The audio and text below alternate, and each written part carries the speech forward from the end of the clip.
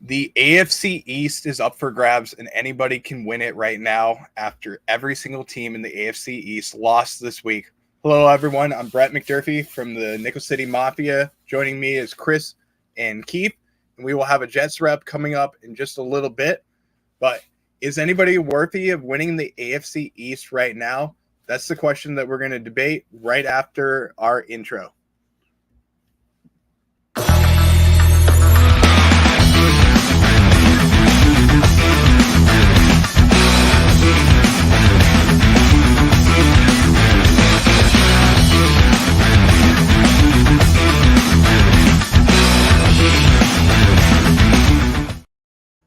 Welcome in, everyone. Welcome back to another edition of the AFC East Summit presented by Go Bills podcast, Nickel City Mafia, and Red, White, and Bills. Joining me today are Chris and Keith. We will also have a special guest, Jets rep, making his debut on the show later on today. DKB is going to be making an appearance from Mafia Sports Report. So, real quick, we will get into the Bills side of things, the Patriots side of things, and then the Dolphins side of things, but we don't really care about the Dolphins side of anything right now. But we will get into the Patriots, the Bills, and the Dolphins. Then we will get into the Jets a little bit later. Unfortunately, we gave our Jets rep the wrong time, kind of going back to the daylight savings time that we normally have things going on, and we are just making sure that we pull a little fast one on the Jets because you know how they start. They start off very hot to begin the year. Then they come in a little slow towards the end of the year, and then they try and get everything back together later on in the year with Aaron Rodgers suspecting to be returning in a couple of weeks. But real quick, guys, I'm going to do a little bit of a I call it almost like an around the horn style brain teaser, not really a brain teaser, but just a brain stumper that I want to get everybody going and just get everybody's engines rolling along. So real quick, let's talk about the news that's going around the NFL right now. We just saw our first head coach fired from their team, talking about Josh McDaniels fired from the Raiders. And I just want to take a minute and give your thoughts on the Raiders firing Josh McDaniels and then bringing in Antonio Pierce and seeing the victory cigars in the locker room. So I just wanted your thoughts on Antonio Pierce presenting victory cigars after the win. What are your thoughts on that, Keith? Well, I think first and foremost, I think it was a good move for the Raiders to fire Josh McDaniels. The locker room had given up on him, and bringing in Antonio Pierce he's a high energy guy. He's I think he's going to be good for them in the short term. I don't know how good he's going to be for them in the long term. So bringing in the victory cigars, bringing in just a complete 180 in culture there, I think it was a great move by the Raiders, and in the short term, it's going to pay off for him. Chris, what are your thoughts on that? I think it goes without saying, when you see the energy in the locker room improve so tremendously from one week to the next, just everyone looks like they're like a load's been taken off their shoulders. When you start bringing out the cigars in the locker room after you win one game, just one game, it wasn't a playoff, it wasn't the conference finals, it was one game. So you could tell how happy they are in Las Vegas to have Josh McDaniels out of that organization. So I think it's a good thing. You can definitely see the offensive explosion. Granted, it was against the Giants, but it was definitely an offensive explosion. They switched it up. They sat down JG because he was stinking it up all season long, and they made some changes. Josh Jacobs looked good. It was just a great game overall, and I'm looking forward to see what the Raiders do moving forward. Yeah, I completely agree with you. They're starting Aiden O'Connell, a rookie, and it seems like this year is all about the rookie quarterbacks making their appearances, and we may see another rookie quarterback starting this week for the New York Giants after losing Daniel Jones. So let's get into the next one that we have, and Daniel Jones going out with a torn ACL for the year, missing Tyrod Taylor, who was another Buffalo Bills player that we saw a couple weeks ago. And now you're going to see the Tommy DeVito, who played for the Syracuse Orange a few years back. Now you're going to have Tommy DeVito be the quarterback for the New York Giants going forward. So I want to know your thoughts on the New York Giants moving forward. And do you think that they should go after a veteran quarterback that is on the free agency market? No, I don't. I think that the Giants are positioned for a top pick in the draft this year. And I think that that's what they should be going for. I think that they should be starting to scout guys like Drake May and Caleb Williams and really think seriously about replacing Daniel Jones at quarterback because, they went to the playoffs last year. They won a game, but they never felt like a serious team to anyone. And they weren't. They got blown out by the Eagles in the divisional round last year. So this Giants team needs an overhaul, and that starts at quarterback. Tommy DeVito isn't the answer. Tyrod Taylor is going to be a solid backup for the remainder of his career, but he's not the answer. Right. And I think we can pretty well come to the conclusion that Daniel Jones isn't the answer either. Yeah, I completely agree with what you're saying, Keith. Chris, what are your thoughts on the situation at quarterback for the New York Giants? I mean, I agree with Keith. I think it's time for an overhaul. Danny Dimes has been in there for quite some years, and really we haven't seen much of a splash. Even Eli, I thought he'd be an improvement from Eli, but it looked like Eli proved to be a better quarterback than Danny Dimes. And it looks like Tommy DeVito came out and showed a little bit more life than both Tommy DeVito and Tyrod Taylor came out and showed more life than Danny Dimes this year. So I think also the Giants wide receiver core probably the second worst wide receiver core in the NFL compared to the Patriots.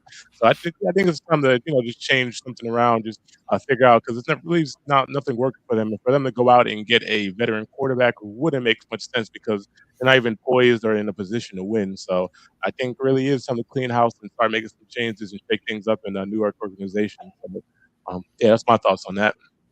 Yeah, I understand exactly what you're saying. Let me go to the chat real quick because we have some new folks that we have in the chat, starting with Jim Page saying that was another embarrassment, which I believe he's talking about the Jets game last night. And then we have a few folks, Matt Cheddar coming in, Danny Dimes stinks, also saying that JA17 he's also mentioning as another guy, and Zach Wilson as ones that are not playing up to the standards, as well as Zach Wilson and Mac Jones. And then also Bills fan CA saying a lot of Bills fans asking for a complete overhaul of the coaching staff. That has actually been going around. But let's get into the AFC East, which is the main focus of what we're going to be talking about today. Even though we do go around the NFL, we're going to talk about the AFC East, and let's talk about all four teams that lost this week. And unfortunately, nobody overtook the Dolphins in the AFC East standings, even though the Bills had a shot at doing it on Sunday Night Football. Rats. Right. Darn. So nobody overtook them, which is okay with Keith right now. Dolphins sitting at 6-3 overall in the AFC East. Bills at 5-4. The Jets at 4-4, and then the Patriots pretty much are closing in on being eliminated from the playoffs at 2-7. Which is probably another week or two before you see them get eliminated from playoff contention.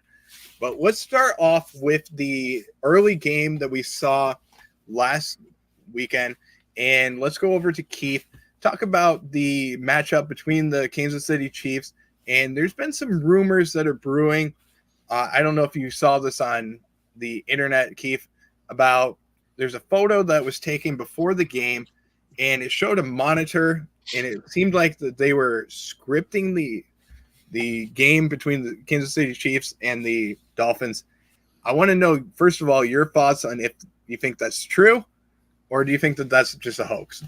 I think it's a hoax. I don't buy into any of the scripting. I mean, it would, if for no other reason, then it would break my heart if that were the case.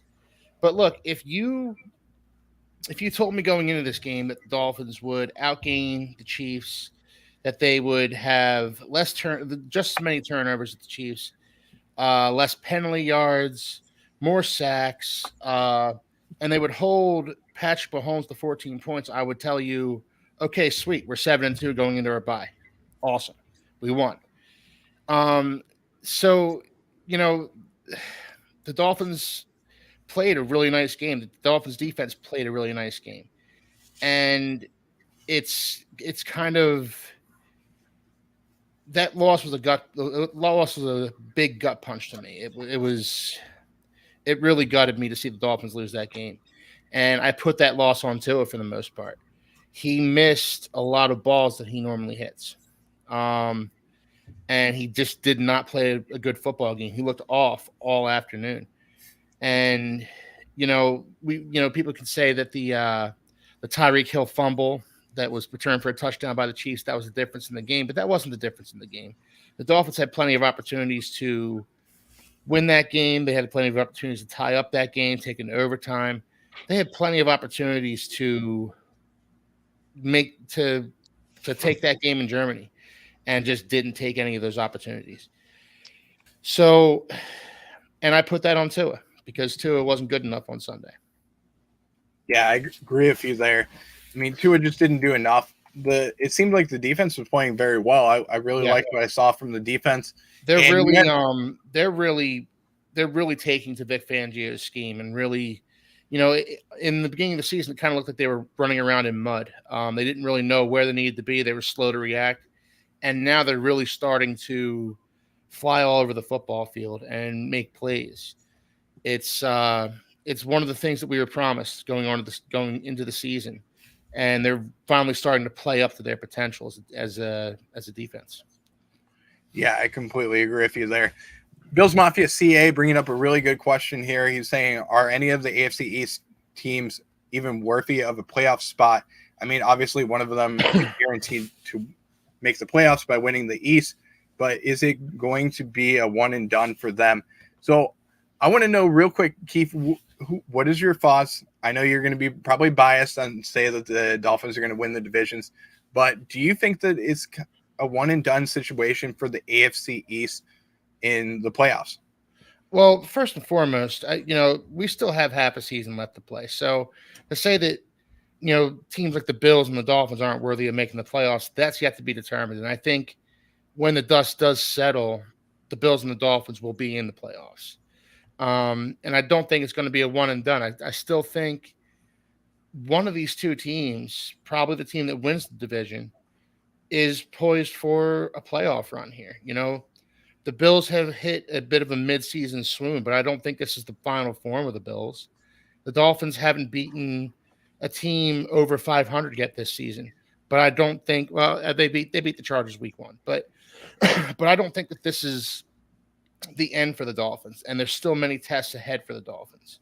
They are trending towards beating some of these contending teams. I think there's still so much season left to play. We can't just say that there's no AFC East team that's worthy of the playoffs. There's no AFC East team that can make a run in the playoffs.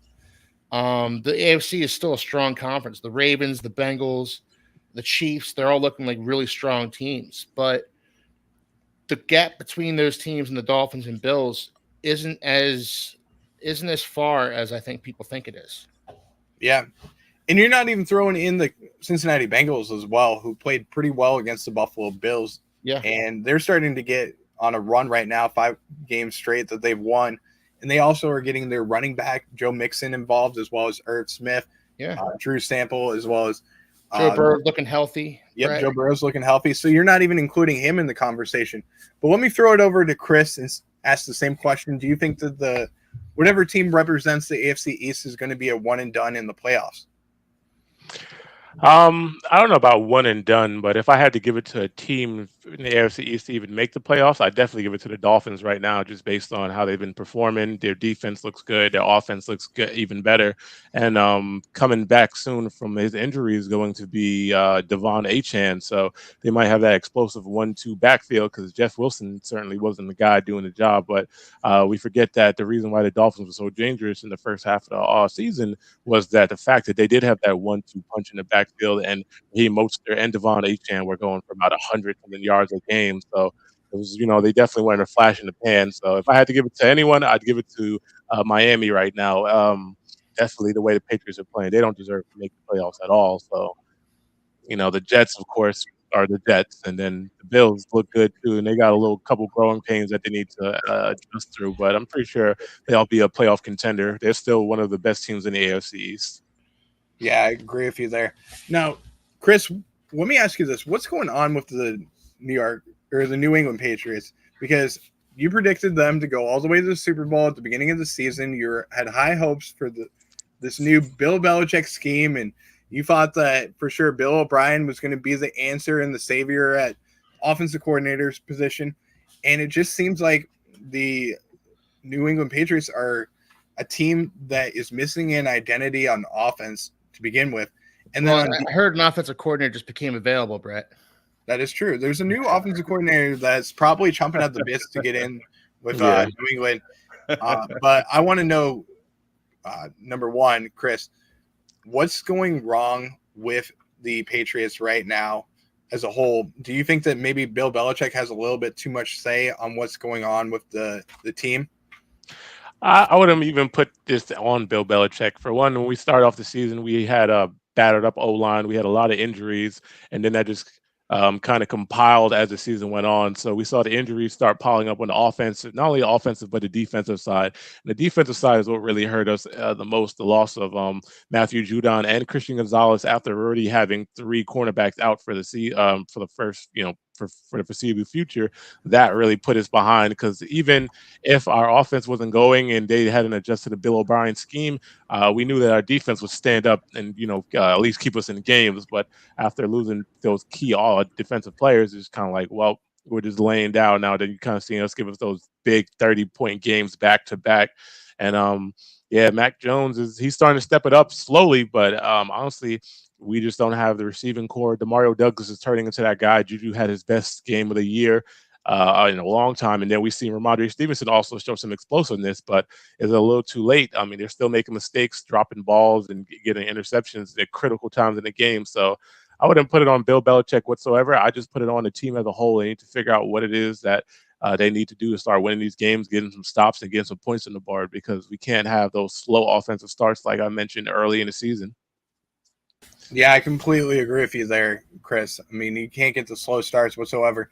Now, there's been a rumor that's going around with the Patriots, and it's kind of a crazy rumor. I think it's never going to happen. But the rumor that's going around is that the Washington Commanders are looking to replace Ron Rivera at the end of the season, and that there's a possibility that Bill Belichick will bring back the quote-unquote Patriots way to the Washington Commanders by bringing in not only himself, but also bringing in Josh McDaniels and Matt Patricia as the offensive and defensive coordinators. So I want to know, number one, Chris, do you think, obviously this rumor is probably not going to happen, but if it does happen, what would your thoughts be on moving on from Bill Belichick at the end of the season? Well, Bill Belichick is a legend. He's always going to be a key figure in New England, just like Tom Brady and many of the greats before him. But sometimes if the Bill Belichick is, sometimes teams just have to part their ways, and if the Patriots are seeing that New England's going in another direction, then so be it. It'll be a shame. We'll miss Bill, of course, but there's always the opportunity for growth, and there's always with fresh starts and fresh faces come new possibilities. So it'd be exciting. It'd be I don't know. These new guys are stepping up and making big plays, making a lot of noise. Just look at the Dolphins head coach, So new guys come in there every day and make a lot of noise. So you never know what to expect in the future.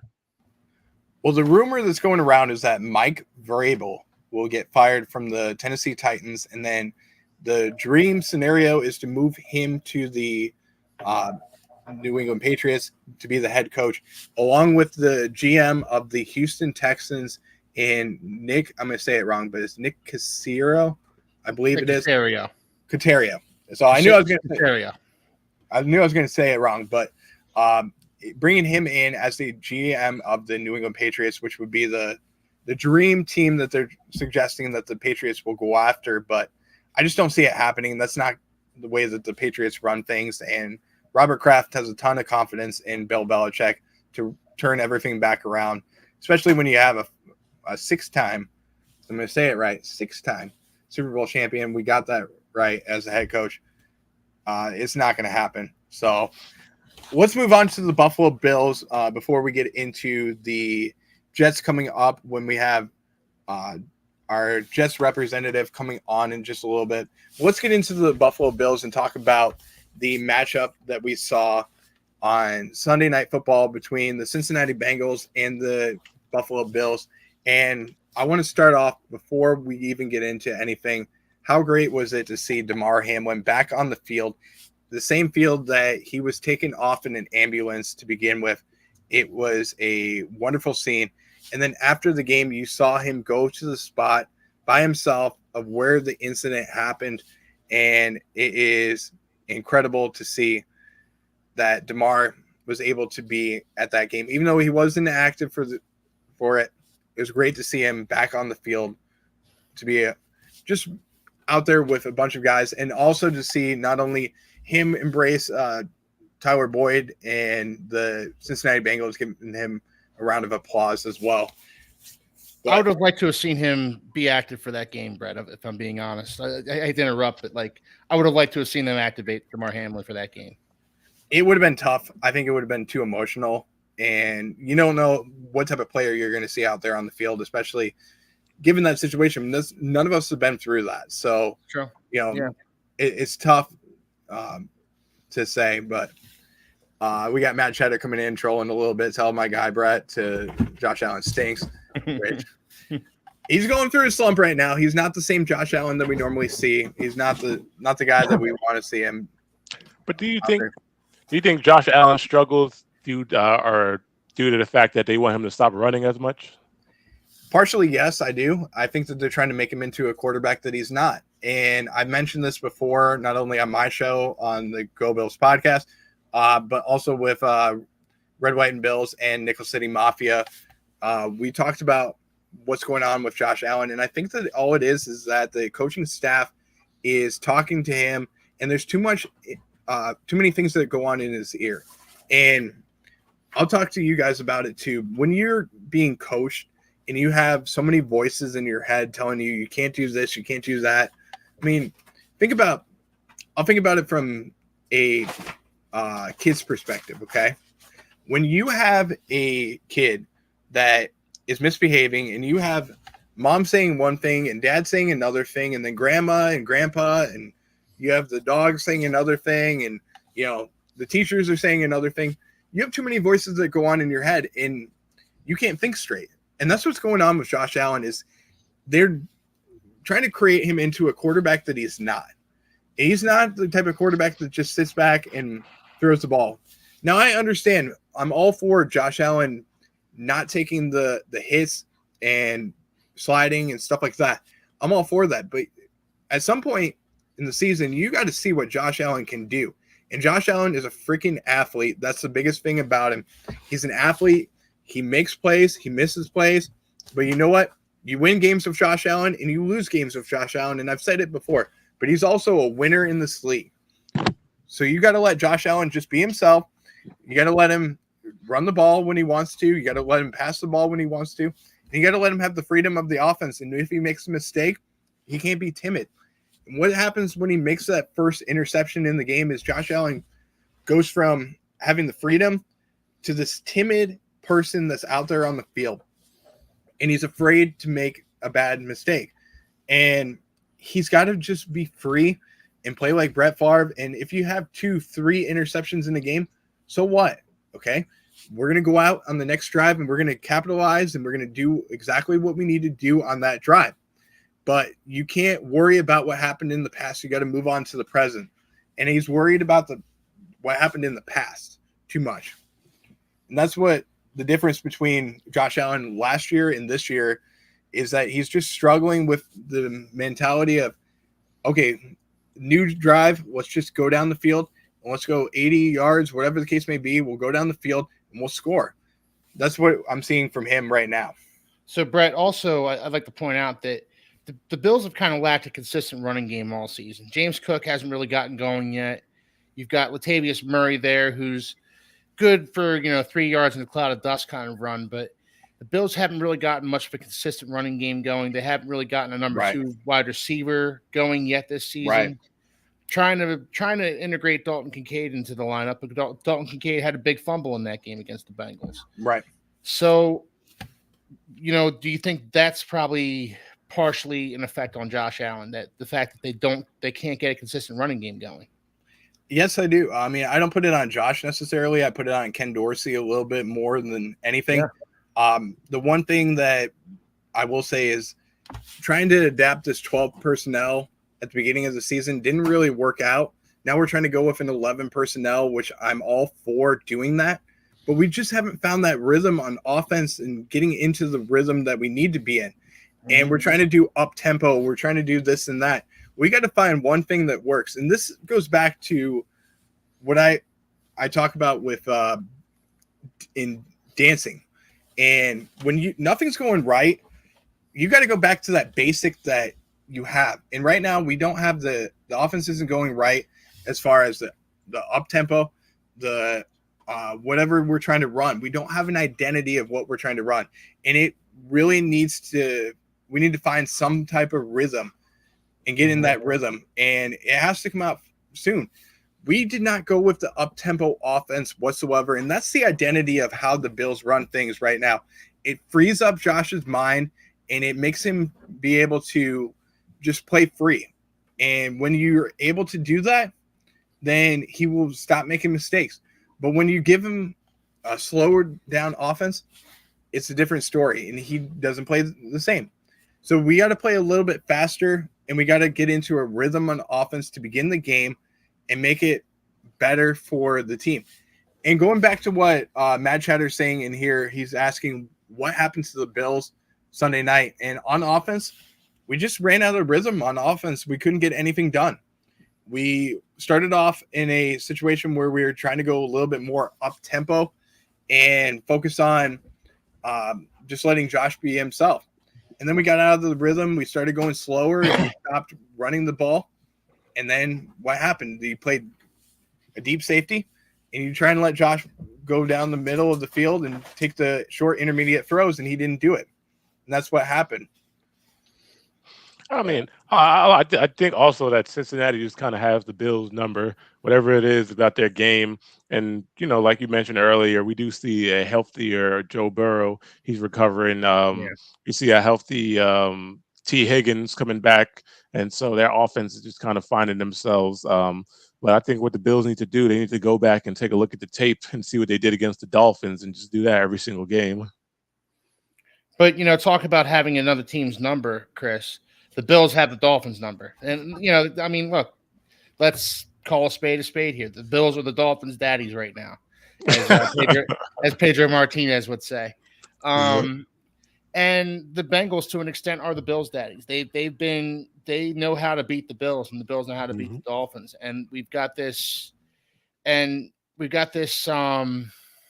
of somewhat of a logjam here at the top of the AFC with the Bengals and the Chiefs kind of running things right now. And that doesn't end. Is that your phone that's going off there?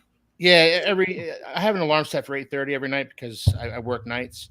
So every night at 8:30 I have an alarm set. Dude, that alarm would make me fall asleep. I'm just telling you right now. It was a lullaby ringtone. Yeah, it's like it's nice to wake up to. It's really nice to wake up to. You wake up, you kind of like a princess coming out of her bed, Yeah.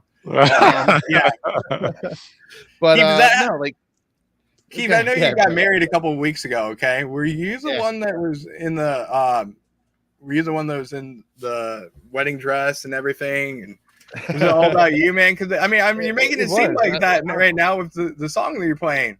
I was a groomzilla, man. I was a big groomzilla. Okay, that makes sense. But no, we have a logjam on top of the AFC with the Bills and the Chiefs, and until a team like the Dolphins or the Bills or the Ravens figures out how to beat those teams, especially come playoff time, it's going to be Bills and it's going to be Bengals and Chiefs coming out of the AFC every year for the foreseeable future. So it's incumbent upon the Bills to figure out how to beat a team like the Bengals. It's incumbent upon the Dolphins to figure out how to beat a team like the Bills. Yeah. And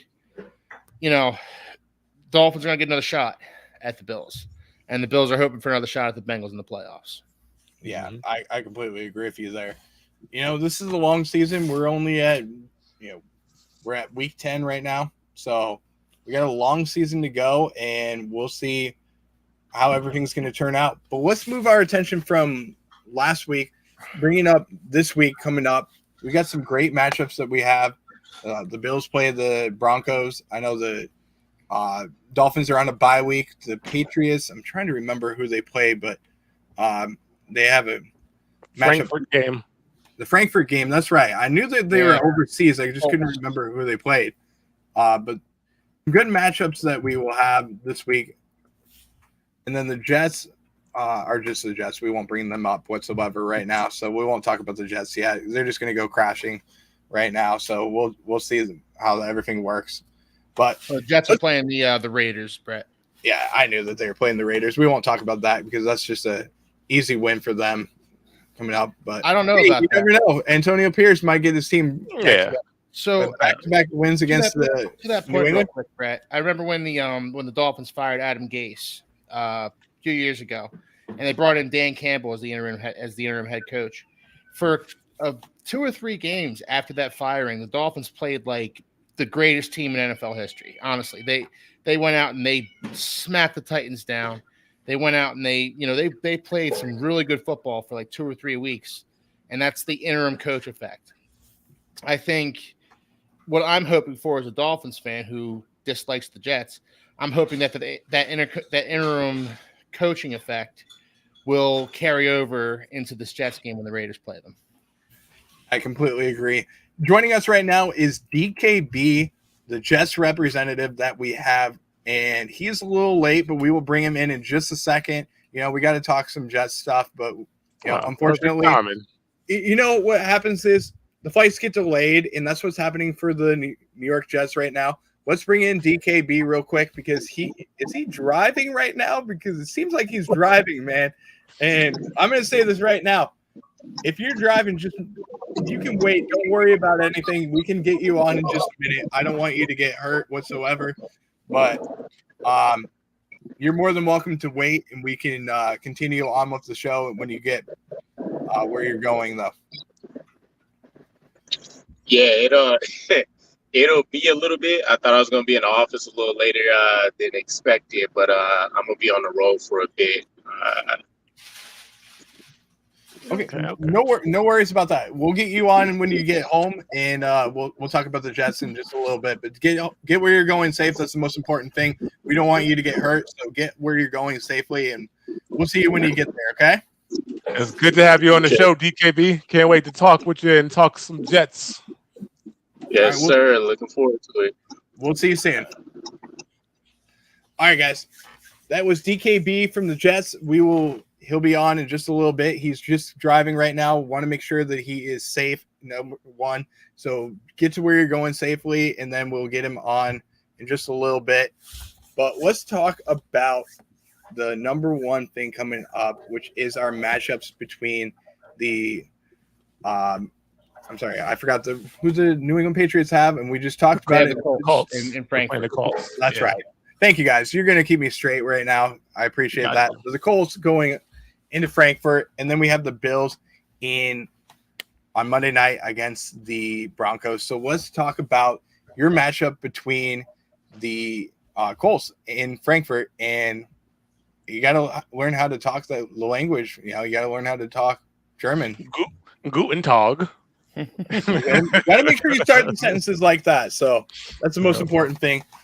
Make sure that you act like you know how it is, and you saw with Mike McDaniels that he did Mike McDaniel. I'm going to do it right. Thank you, Mike Brett. McDaniel. I got to correct myself because I always F it up. But Mike McDaniel was talking in German, acting like he was the main guy. Now, Chris, let's talk about your matchup, okay? And we'll get into it. And what is the key matchups for you in this game against the Colts? Man, it's going to be a tough matchup. The Colts haven't looked bad under Gardner Minshew, which is, it's kind of surprising because Gardner Minshew didn't really strike me as a great quarterback when he was in Jacksonville. But yeah, he's been really performing out there, doing what he needs to. And then they have 2 great running backs in Jonathan Taylor and Zach Moss.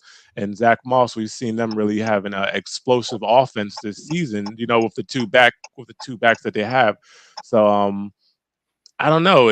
I feel like we just need to make sure that we can stop the run, put pressure on Gardner Minshew, and then like I said, we gotta get our offense need to get off to a quick start, because if we start scoring at the second half, or at the second quarter, then we never really win games like that. If they don't put up points on the board and fast, then it just seems to all fizzle down. But we need to get Ramondre Stevenson on the board. We need to get him the same touches like he had last week, and we also need to get just DeMario Douglas more involved. He's looking like that guy, and I'm really looking forward to seeing what he does, moving forward. So, but that's the only thing I can really say about that. I don't have too much hope right now. I had hope after we beat the Bills, but it kind of just fizzled out after we lost to the Commanders. So, and that was a really painful game to watch, because we were right there down to the wire, but it just silly mistakes, just really silly mistakes. So.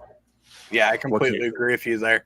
We do have DKB on here. I'm going to try and bring him in if he's still there. Hopefully he is. His microphone is muted, so I'm going to hope that he is there. If he doesn't answer, we'll just switch over to the other guys. But he is on now, so we have DKB. But I'm going to talk to DKB first of all, because we haven't gotten into his side of what went down on Monday Night Football. I will bring him in and talk about the game against the Chargers, and I'd love to know his thoughts on what happened in that game last night. So, DKB, if you can hear us, let's talk about what happened in the game between the Chargers.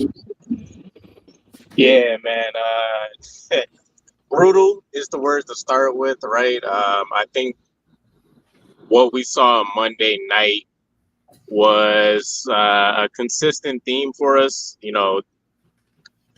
priority games for us. This was a huge playoff atmosphere type environment for us.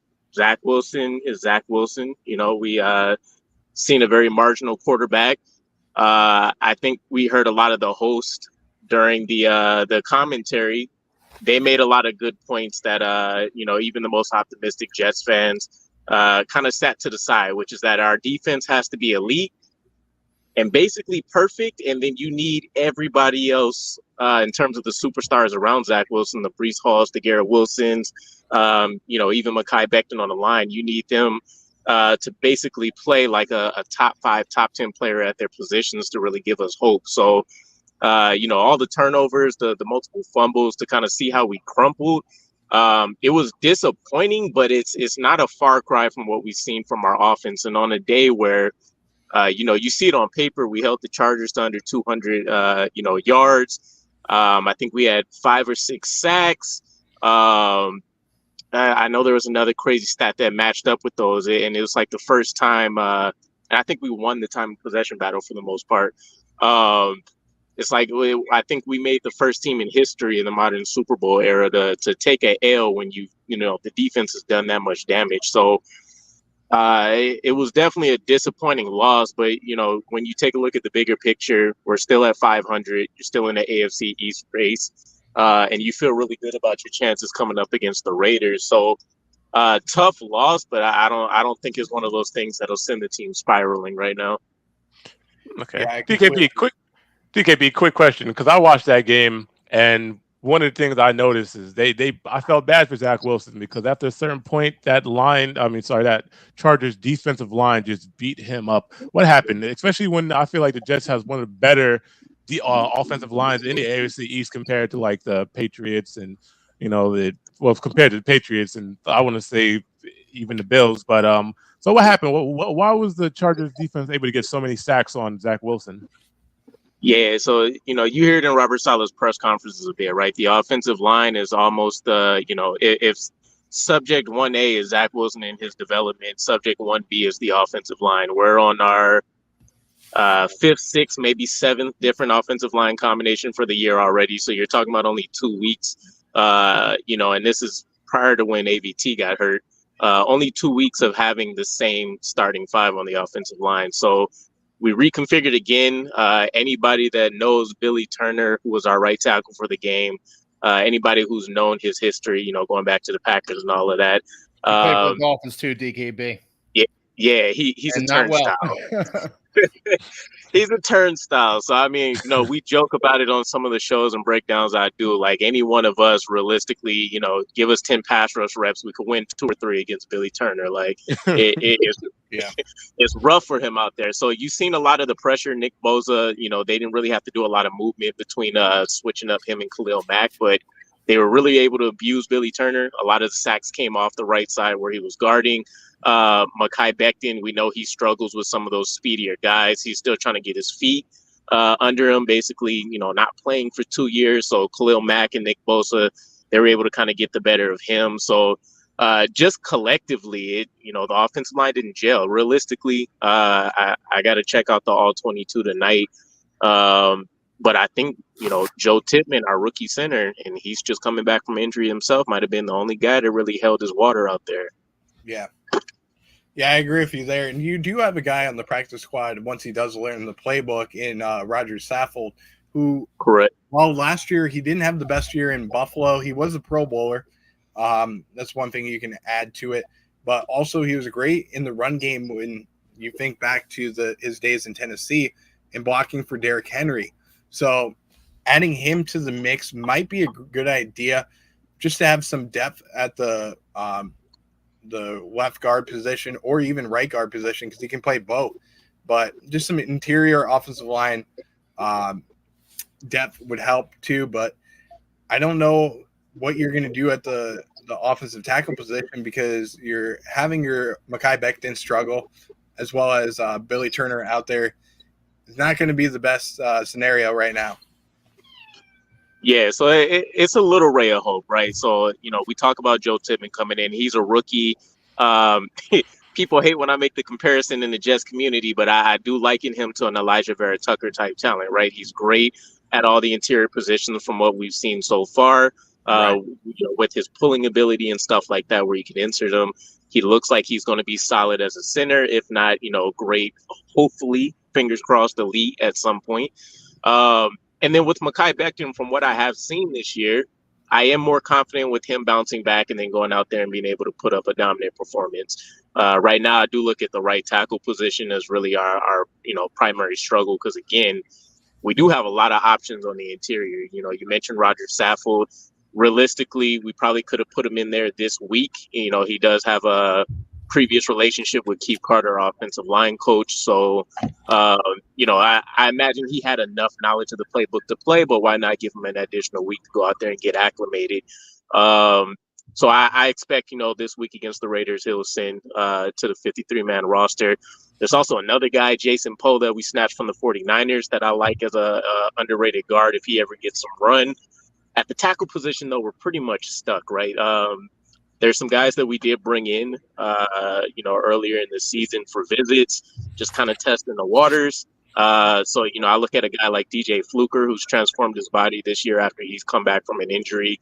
Maybe we give him some run if you lose faith in Billy Turner. But Robert Saleh, he's generally known the last couple of years to be committed to the guys that he brings in. So this might just be one of those sink or swim situations where you hope Keith Carter can bring the best out of them, but if not, they're willing to kind of ride it out, especially when you have that Packers storyline as well, where, Aaron Rodgers isn't necessarily going to see his guys go either. You have Randall Cobb floundering, you have Billy Turner floundering.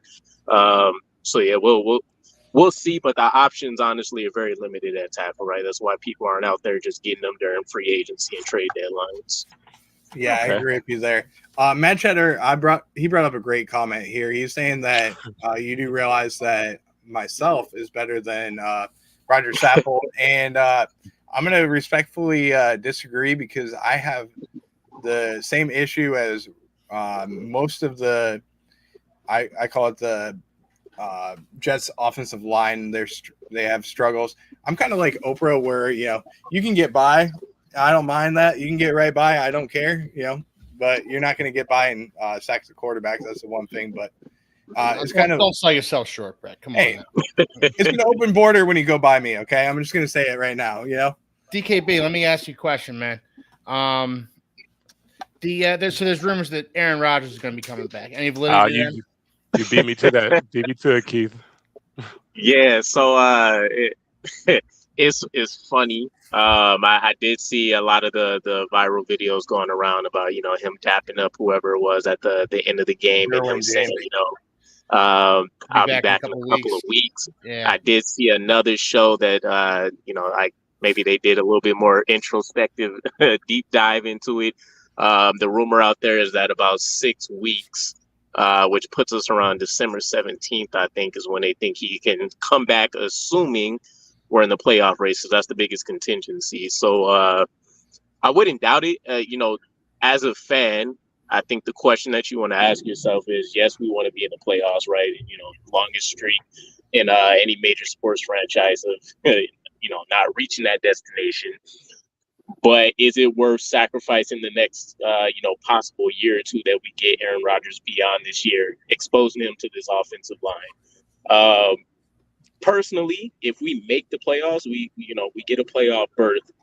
If he wants to start in a playoff game, by all means, get it done. Let's see how far we can take this thing and run with it. Because at that point, you're not worried about draft positioning or anything like that.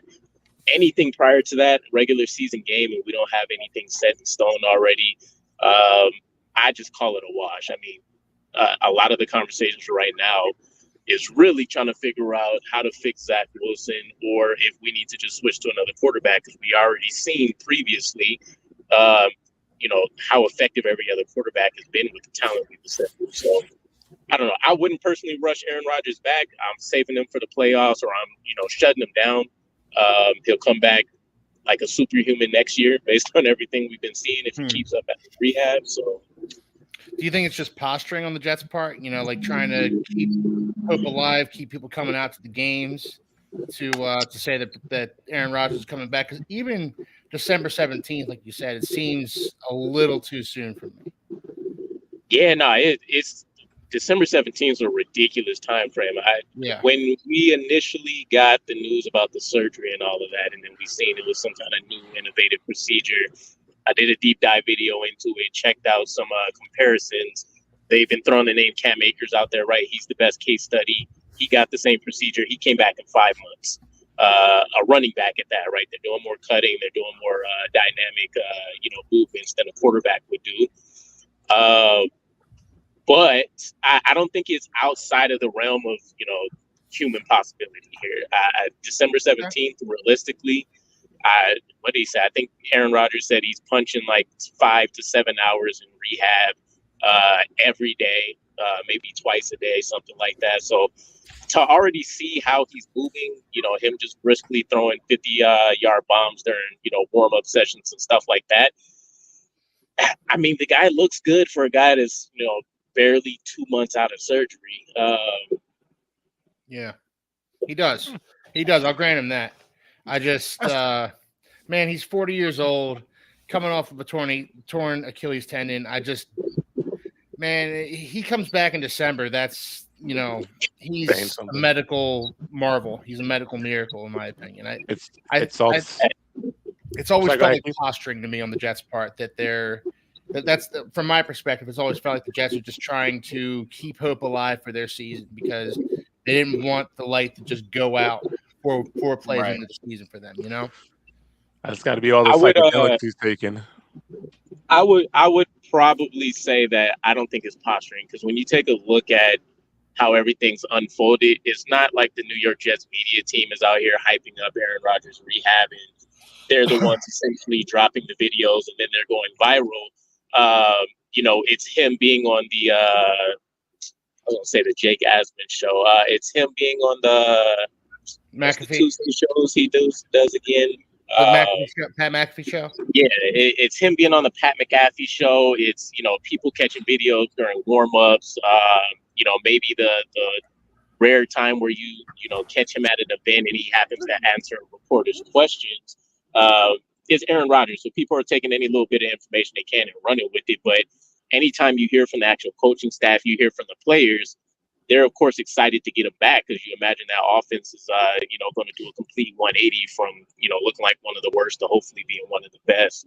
So I can't see that. If anything, definitely I'm sure they're playing up the hope angle, right? Let's just get this playoff berth, and then we'll see what happens from there. But I don't think it's anything beyond that, and I don't think it's anything they've brought to like national attention. I think they've done a great job trying to keep it to the locker room, focus on the guys that are actually on the field, and we'll see how everything else pans itself out. Yeah, I completely agree with you there. So let's bring up your matchup this week, actually, for the New York Jets. And I want to bring it up because you already had your bye week, number one, and coming off of a tough loss, now you have to play the Raiders. Let's talk about the key matchups for you going against the Raiders. And I'd like to know, first of all, the key matchups as well as a score prediction for you, DKB. So I think you definitely look at the Raiders. They're built around the rushing attack right now. I do get a little bit concerned, with Antonio Pierce being their interim head coach. It seems like they've kind of got reinvigorated. That's always a dangerous, intangible for a team. But I would say, obviously, it starts with Josh Jacobs. So it'll be Josh Jacobs versus Quentin Williams and, Quentin Jefferson for us. Especially compared to their offensive line, I would say, we have the advantage. But we have seen situational football. They were just able to get off 2 or 3 quick, easy, 5 yards or less touchdowns inside the red zone against us. So when you want to talk about the turnover battles, stuff like that, Devontae Adams versus Sauce Gardner should be juicy. It's one of the most hyped matchups I've been waiting for this whole time. But, now they got Aiden O'Connell throwing to him. So I would say those are probably going to be the 2 most prolific battles: Josh Jacobs versus our interior D line, and then you're taking a look at Devontae Adams versus Sauce Gardner. Maybe they try to mix some things up. I know people like to try to attack our slot cornerback to try to get away from that Sauce matchup, but I don't think there's a whole lot of sexy stuff on paper that you're going to see, because you're realistically talking about 2 underperforming teams. You have an elite defense on one, and then the Raiders are just technically bad across the board. Mm-hmm. Score prediction, everything that I've seen from my team, I generally try to keep them pretty low. So I would say 16 points probably on the high end for us. I do expect us to win. I probably float the Raiders 10 points. I like that score prediction there. I'm going to move it on to Chris. I know we got into it a little bit for you as far as the matchup, but you talked about a little bit about some of the matchups that you have. Real quick, give you a minute and a half. Just give me some of the players that you got to watch out for. You talked about Gardner Minshew, but no JT, you got to worry about him on offense. Talk about the defensive players, though, that you got to worry about for the Colts. Honestly, we just got to worry about the entire defensive line, because our offensive line is just in tatters and it's just not looking good the entire season. So Mac Jones looked like he had against the Commanders, he had a little bit of time in the pocket to stand there, and he looked kind of comfortable for the most part. But we just got to remember that the Commanders did just give up Chase Young. So you got to think about who's really on that line over there now. But outside of that, just you got to worry about the entire offensive line. I think they have who do they have in Indianapolis? I can't remember. I think they have it's not Josh Allen. Yeah. Anyway, but it just as far as the defensive line. Yeah, the defensive line. Forrest Buckner is the biggest name that they have. So they don't have Josh Allen, though, because Josh Allen plays for the Jags. So yeah, okay. But you're gonna have some big names out there. You also have I'm trying to think of his first name, Shaq Leonard. You got to worry about him. Known as Darius Leonard. Yeah, I got my puppy being a little loud, so bear with me, guys. You also have Zaire Franklin at the linebacker position too. So 2 big guys that you're gonna have to worry about as well. Okay. So, yeah, for the most part, just got to keep Mac Jones upright, let him be comfortable in the pocket, because I think he's at the point where when he feels that pressure, he kind of just drops into the fetal and gets scared and he makes bad decisions. But honestly, just get that running game established, get Ezekiel Elliott involved in whatever capacity, whether it's pass catching out the backfield, and just keep like a good style of downhill football, because like I said, our receivers just aren't the best at getting separation, making big plays. So we just got to really rely on the running game more and more before if we want to even salvage this season. So that's the only advice I have, and that's the only thing I really want to see going this week. Yeah, I completely love what you're saying. Oh, okay. We lost Brett. Brett, Okay, I thought my phone was tripping. no. Brett cut out. There he is. There I am. I'm sorry, guys. Wrong button again. We do this every show.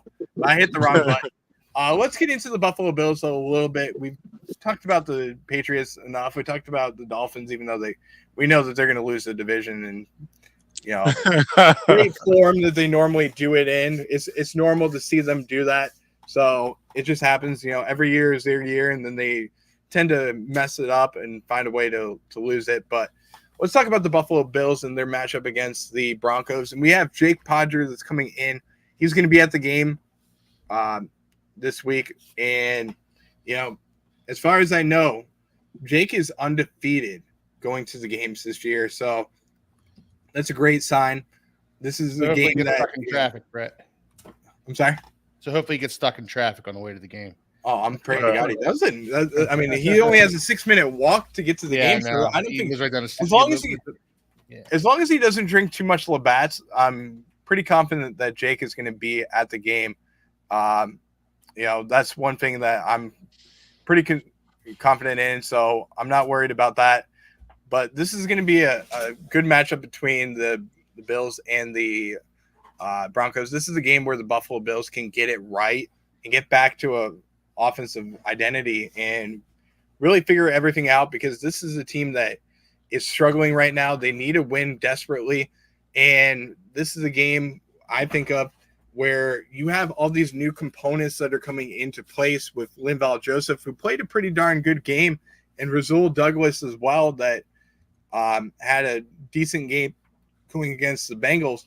But now you add them into the mix, and with a little bit more experience, being as it's their second week, learning the defensive playbook. Now you bring in maybe a guy like Leonard Fournette that knows the offensive playbook and can make a difference there. And you can find that number 2 running back position. It's going to be a game where we're going to have to figure out an identity on offense, and this is a good matchup to see them do it before we go up against a tough road test going forward, where we have the Eagles and we also have the Chiefs that we have to go up against too. So I'm looking forward to this game. I won't get into score predictions as well, because that's just not our style anymore. But that's one thing I'd want to stay away from. But I think the Bills will win by more than 1 point. But the key matchups in this game, I mean, obviously you're going to have to look out for Jerry Jeudy. Surprising that he stayed with the Broncos this week or this season, because there was a lot of rumors of him being on the trade market. And then you're also going to have to worry about Pat Surtain. That's another name that I'm kind of concerned about going forward. But Josh Allen's just going to have to get it right, figure things out. Get in it. Brett, Russell Wilson's actually quietly having a resurgent season. You're right. And people don't seem to realize that because of the Broncos record. But Russell Wilson is not the reason the Broncos have been losing their football games. Yeah, I completely agree with you there. Also, Javonte Williams, another running back that's having a good year this year as well. This is going to be a tough matchup, because, Sean Payton is always going to find a way to get the offense rolling. And I think that they're going to start getting into a rhythm later on in the season. And you got to remember, this is 10 weeks of the Sean Payton system. It's starting to come alive a little bit more and more. And this could be a upset in the brewing that we could see, but I'm not predicting the upset whatsoever, though. But I do want to get to the channel, though, real quick. I want to get to the chat, because we have a ton of comments that are coming in as we speak. We also have Jake Podger coming in saying that he sat long and hard and yesterday and today, and as a typical Buffalonian, I have convinced myself again that this is the year. Call it dumb and optimistic, but this is just what we do, and I completely agree with what he's saying. I don't think it's fun. I don't think it's dumb or optimistic. I just think the Bills need to get themselves right. They have the talent. They have the talent to get anywhere they need to be in the NFL this season. Same with the Dolphins. But I'm going to tell you right. I'm going to say this, okay? And I'm going to try and keep it as PG as possible, because we are trying to keep it as PG as we can. But this is the one thing I'm going to say is we need to get some Pepto-Bismol and really figure out how to clean up the stomach area that we have. And it's actually not the stomach area, but I'm talking about the area that's behind you in the gluteus maximus area, and really figure out how to get that taken care of, because we are playing like we have a big old stick up our rear end. So we just got to figure that out. But let's get into the other comments going forward. Bills fan CA saying, never give up on our team until they are eliminated officially. They have a shot. Completely agree with what he's saying. Jake Podger bringing up the rumors that are swirling about Belichick's last ride in the past, somehow acquiring Mike Vrabel as their head coach. We actually brought that up earlier in the show, Jake, so you missed that, but that is earlier in the show that we talked about the rumor that's going around with Mike Vrabel taking over as the head coach of the New England Patriots, and then possibly Bill Belichick being traded over to the Washington Commanders, along with Josh McDaniels and Matt Patricia signing on as the offensive and defensive coordinators, bringing back the new Patriots way, or now it's going to be the Commanders way of running things with the new identity that they're trying to build in Washington. But Mike Vrabel going over to the Patriots is the latest rumor that we're hearing, as well as I'm going to say it wrong again, but Nick Caserio is, I believe is said, yes, for as the GM, who was the GM of the Houston Texans, bringing him in as a sleeper pick for being the GM of the New England Patriots, which would be a crazy rumor that we will see. But listen, if it'll keep us over 500, then I don't care who's in the seat, who's in the driver's seat, as long as we get to win. So, yeah, completely agree with you there. Jake Podger also mentioning that he was at the Pets game a couple weeks ago for his introduction into the Wall of Fame and sat in the suite with Robert Kraft. Time will tell. He's also saying that he's undefeated. That's right, at games. Keith bringing up a comment about Vrabel being an underrated coach. Better than Bill Belichick? Probably not, which is definitely not true. But he's younger and might relate to the players better than Belichick. Completely agree with what you're saying there. Jake saying he will be 14 rows from the Bills bench. Hopefully he can get some autographs and maybe a little bit of TV time. We saw him on TV a couple weeks ago in the Thursday night football game. Hopefully we can see him on TV. I know that we talked about the sign before. Hopefully you can talk to and see him on TV and get the sign right and get the channels spelled a little bit more clear, which would be great. Jake saying Brett's a big science guy, which is not true. I actually failed science going from about 7th grade all the way on because I was a lousy student. But you got the degree, though. That's all that matters. So that's my best friend, Joe Dill, Brett. I watched the game I watched the Patriots game at a bar with Joe, and he was not a happy camper. He's also a Patriots fan like Chris, and he was Joe not Dill. a happy camper. Yeah. Welcome to the show. We're suffering in silence. We're just watching it. It's been a brutal season for you guys, and watching the look on Joe's face, he looked very defeated after that game. I was too. Yeah. So it's been a rough season for you Patriots fans. Hard for me to feel bad for you because we're 6 times champions. Yeah, exactly. You ruled the 2000s and 2010s, so how can I really feel bad for you guys? But it was still yeah, right. I agree a lot. I agree, Joe. It's like I said, like I always bring up in the show, it's not, like even Mac Jones, when he makes good plays, granted, there was a couple of bad plays he made, like that 4th down conversion where he just completely missed the receiver. There was no one in the area. He just threw it wide. But still, our wide receiver core is the worst in the NFL. We don't get separation. We don't make big catches. DeMario Douglas is probably the best wide receiver we have on our unit right now. He made some big plays last week against the Commanders. But at the end of the day, I forgot who missed the game-losing pass that tipped it to the interception. I think it was Juju, but I don't remember. But it was just horrible to see. We just need to get whatever it is that we need. Better receivers, a better line. We just need to get it together because we're not putting up the points. We're not getting the stops anymore, and it's just a tire fire of a season. Yeah, I completely agree with what you're saying there. But let's bring it back to a positive perspective, though. I want to get your score predictions for the game. We already talked to DKB, though.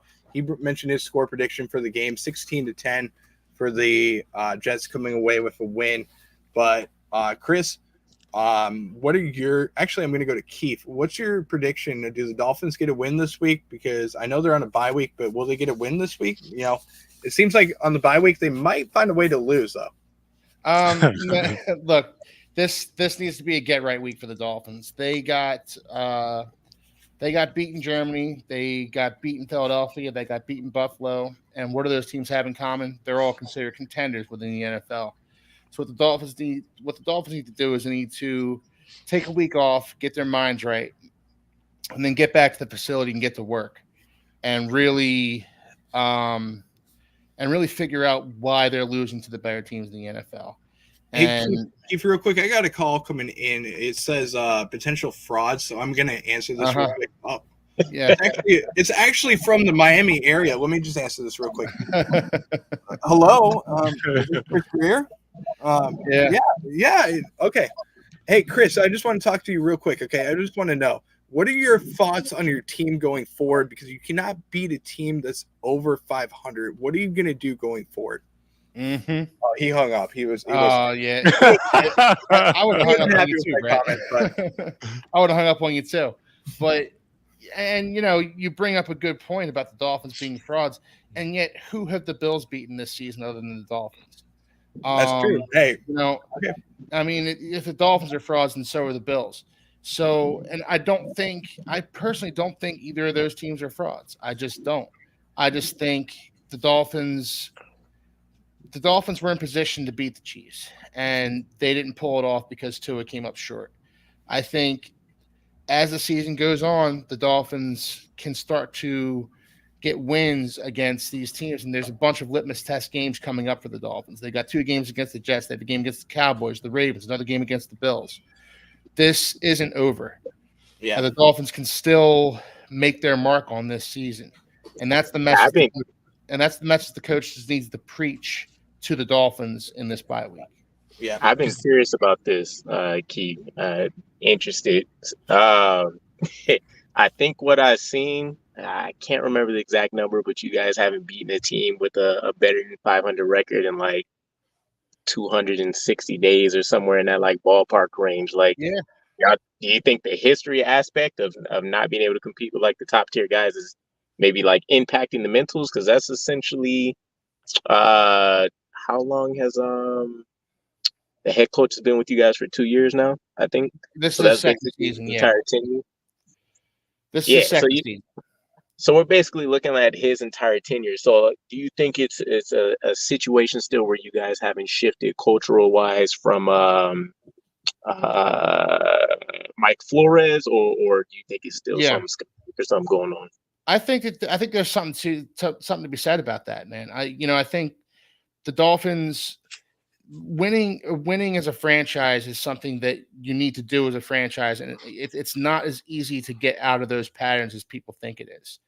So, under the Brian Flores era and the Adam Gase era, and these were eras where the Dolphins were just expected to lose, and they're trying to break out of that. I think that a feather in the Dolphins' cap this season is that they don't play down to their competition against the games like the Panthers and the Broncos and the Giants. They beat those teams handily, and there's something to be said for that. It's not a huge feather in their cap, but it is a feather in their cap. They don't play down to their competition, which tells me that they're a much better team.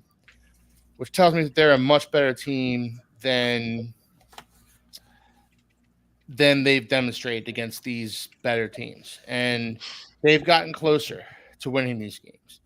They got blown out by the Bills, and then they got closer to a win against the Eagles, and they got really close to a win against the Patriots. They're trending towards becoming a franchise that's a winning franchise with a winning culture, but these things don't happen overnight. So let me bring up the last time that the Dolphins beat a team that was over 500, and Dolphin Keith is going to be pretty happy about this game. Last time the Dolphins beat a 500 team was last season, September 25th, 2022. Week 3 against the Bills. Week 3 against the Buffalo Bills. That was the last time that they won a game over 500. And I got to say, I mean, I'm just saying, I got the call coming in. You know, those calls are coming in. You know, it's starting to seem like they are one of those scam calls that are coming in too much. Well, they are valid calls right now. But all I'm saying is, I'm saying the same thing to you Bills fans. We are halfway through. This season is not over. No. And there's time for the Bills to change the narrative, same way there's time for the Dolphins to change this narrative. 100%. And it starts right now during the Dolphins bye week. And I'm just gonna say, I'm just glad that it's been only a few weeks since the Patriots beat a team over 500. Yeah, it's true. Yeah, I'm thinking about that too. I'm like, damn, when was the last time the Bills beat a team over 500? I'm like, it's been a little bit, but I mean, we'll see how it goes. The Dolphins game. Yeah, that's true. It's been a couple weeks, but let's get into score predictions for Chris, though. And what's your score prediction for the game against the Colts? I don't know. Let me see. If I had to just go based off the Patriots' recent scoring and the Colts, probably put 27-24 Patriots winning in a close one. That's me being optimistic. Well, say it again one more time. Sorry, 28-24. 28-24. Okay, I like that score prediction. I said the Bills winning by more than one. I was looking at this comment from Joe Dill. I was reading it as you were talking. So, you know how most women say we cannot multitask. You know, I'm very true about that. I can't multitask at the same time. But he's saying Mac Jones has 2 game-winning drives in his entire career, I believe is what he's saying. One of those came at the expense of the Bills this season. What do you say about that, Brett? So what say you, Brett? What say you, Brett? I'm going to I think he's got the German talk coming in right now, so I like it, though. But, no, I'm going to say this right now. I mean, that was a great drive that the Patriots went down to win the game. And just the wrong situation that the Bills put themselves in. You cannot put Taron Johnson up against Mike Gesicki in that type of situation. That's just a matchup made in hell. You should have put Taylor Rapp or even Jordan Poyer or somebody like that on Gesicki. That's just the wrong matchup. You know, credit to Belichick and Mac Jones. Recognizing the mismatch. Yeah, exactly. Completely agree with you. Bill O'Brien is who I was thinking of. I couldn't think of his name off the top of my head. But Bill O'Brien doing a good job of just figuring out that play. And they did a great job of getting the right situation and the right personnel in there to get the game-winning touchdown. But let's wrap up the show real quick. I'm going to bring up a couple of quick thoughts and closing thoughts. But first of all, I want to start off by saying that the NFL will start this week again for another week, starting at 9:30 with coverage. You know, right around the time that I go to church. Unfortunately, I won't be able to watch the Germany game, which will be a great game to watch. But football starting at 9:30. We also have basketball season starting back up, college basketball starting up again, which is another great sign. I love having basketball coming up. A lot of good teams. We saw a couple of upsets already in the college basketball, especially with the women's side of things. Colorado Buffaloes beating the LSU Tigers, the defending champions LSU Tigers. But I would like to talk to you guys about one last thing before I let you go. I hope it's not women's college basketball. It's not going to be women's college basketball. At least the women's team are getting some wins in Colorado. But no. On a different subject, though. A low blow. Yeah. Yo, I've been watching the Buffs all season, man. They started off hot and they lost the last 5 or last 4. It's terrible. On a Hey, different it's subject, still year one. It's still year one. People expected him. He's not coming in with all his guys. No, he tore the complete roster down. But I mean, they already beaten their win total from last year. So Yeah, but you can't start 4-1 and just start losing it like that. Especially to Stanford, that was horrible. That was a look, horrible loss. it can't be any worse than seeing Alabama run through all of college football and then lose in one of the bowl games. right? Valid. So let me bring up this question though, okay? Because I think it's a very valid one. Do you guys have a favorite college basketball team or a team that you're rooting for that you believe will surprise a lot of teams? So I'll start with Chris, and then I'll work our way around real quick. I mean, I'm not a big college basketball person. I mean, it's so hard to pick it. I try and watch it every time March Madness comes around, and I try and play the brackets around there, and I could never get it. But I guess if I had to pick a random team dartboard throw, I'd probably say like Gonzaga. I'm gonna go with Gonzaga. Okay, sounds good. Keith, do you have a favorite team in college basketball? Well, I watched the Big Five teams, Brett. Big Five Philly teams: Temple, Drexel, LaSalle, Villanova, and St. Joe's. Villanova. Big Five. I love all those teams. Villanova obviously has been the best of the bunch. They had a down season last year, but they're looking up. I think that they're hopefully gonna. There's hopefully better times ahead for Villanova basketball. Yeah, I agree. Hopefully they get it straightened out. DKB, any thoughts on college basketball? Do you have a favorite team? You're muted, DKB. DKB. Yeah, muted. my bad. You guys stuck there. Yeah, I'm kind of in the same boat. Like, I don't watch a ton. I've always been more so, let me play the sports. But I'm a homer. I'm from Jersey, so I'm always rocking my boys at Rutgers and hope they can try to get a deep run. I like it. Yeah, I like that. So for me, I went to Florida Gulf Coast University, and we're a little bit of a mid-major school. If you remember back about a little over 10 years ago now, we had the Dunk City where we went to the Sweet 16. That was with Brett Comer and Sherwood Brown, just to name a couple of guys that were on that team.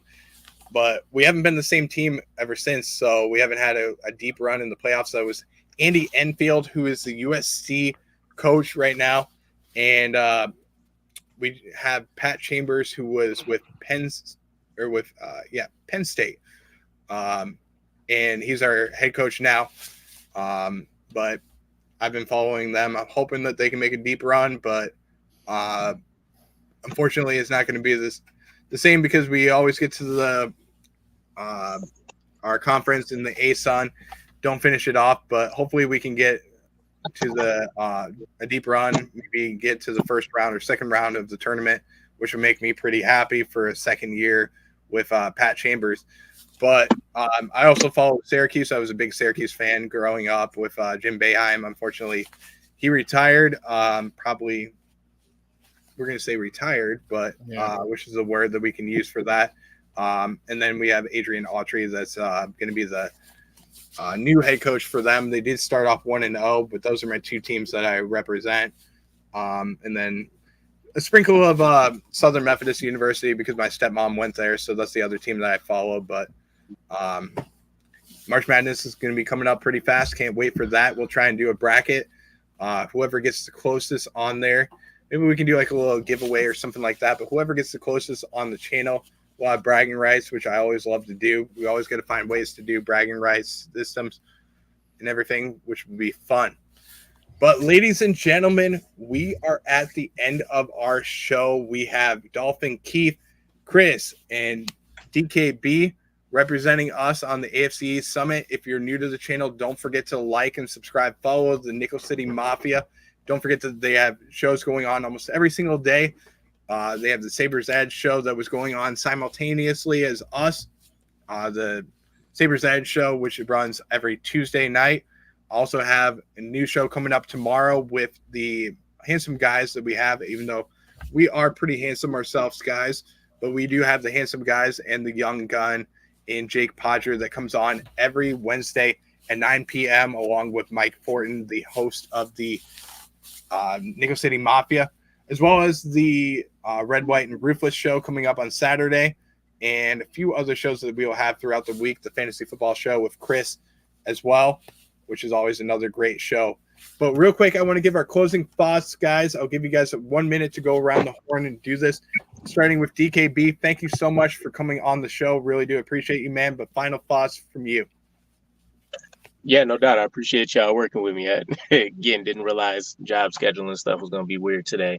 Yeah, final thoughts. If you're a Jets fan in here, expect it to be a long season, right? It always is. If there's not a little bit of drama, it's not a Jets fan base. But there's always reasons for hope. We have an elite defense. One of the things I wish we had more of, that I think, to the points we were talking about earlier with the Dolphins, and the Bills, even the Patriots to a degree, is there are some immediate answers on offense. So, Robert Saleh keeps saying things are close. I don't necessarily subscribe to that opinion, but I do think there's not wholesale changes that we need. You still have a superstar in Garrett Wilson, superstar in Breece Hall.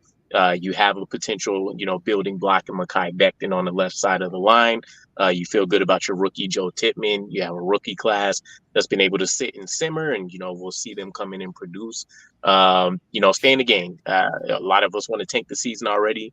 We're still at 500, still got a lot of, good-looking wins on the schedule, on paper. So, hopefully we'll bring it home.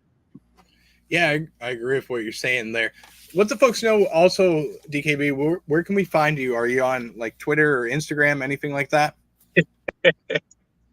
Yeah, I'm like a young old man, like a very, very old man in a young body. I pretty much don't do social media at all. I do have an Instagram that's out there, but I almost never post to it. So if you want to find me, it'll be on YouTube. Yeah, I just can't deal with the drama. A lot of people just like to be social media warriors and stuff out there too. So I just don't. We're all on board with that.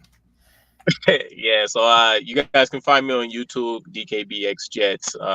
Otherwise, if you get lucky, maybe you'll find my Instagram. I barely remember my logins half the time, but yeah. So real quick, DKB, I'm going to ask you one last question though. And if you want to answer it, you're more than welcome to.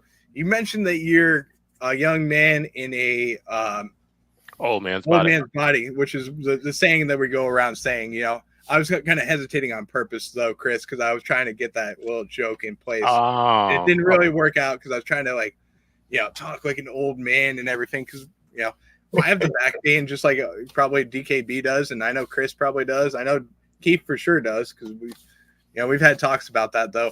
But DKB, if you don't mind me asking, because we're trying to get an idea of the age range that we have here. How old are you, man? Oh man, yeah. Hold on, give me a second. I hate when people ask me this because I haven't paid attention. You can give a range. You don't have to give the age. Let me see, 93. So I'm 30, turning 31 next year. Wow, okay. Man. So you're 1 year younger than I am. Yeah. So 27, we got 29, 30, and I know Keith's the oldest out of the bunch. So I'm trying to remember how old Keith is. 36. I knew it was right around the same age. So we're right around the same age for everybody. But all right, guys.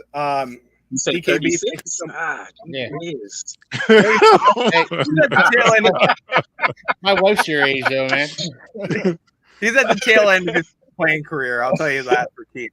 But Keith, man, thank you so much for coming on, man. I really do appreciate you, though. Closing thoughts from you. Oh no, it's a bye week, so I just get to sit back this weekend, enjoy some football. It'll be nice. I don't get to get all keyed up, like I normally do. So I'm just going to relax this weekend. It's going to be nice. Besides the AFC East, what games are you going to watch? All of them. I have Red Zone. I have NFL Sunday Ticket. I'm going to watch all of them.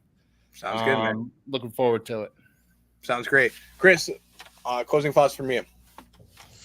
I'm hoping that the Patriots can squeeze out a win, start to turn around this season. I know it's a little bit optimistic, especially since we're at 2-7 at this point, and it's just looking rough for us. So I don't know. I guess I just want to see us actually make some noise. We seem like see if we can find our offensive rhythm and just I don't know, show some type of life. We showed life a couple weeks ago when we beat the Bills. I thought that was the beginning of the turnaround. Then we turn around and we lose to the Dolphins after playing them close for the first time, and then we turn around and we lose to the Commanders. So it's just kind of rough watching being a Patriots fan. But I cry myself to sleep remembering that we won 6 championships. Hey, losing happens eventually, and I think it's now time for the division to be crowned to another team rather than the Patriots. So we got the Jets, the Dolphins, and the Bills still in it.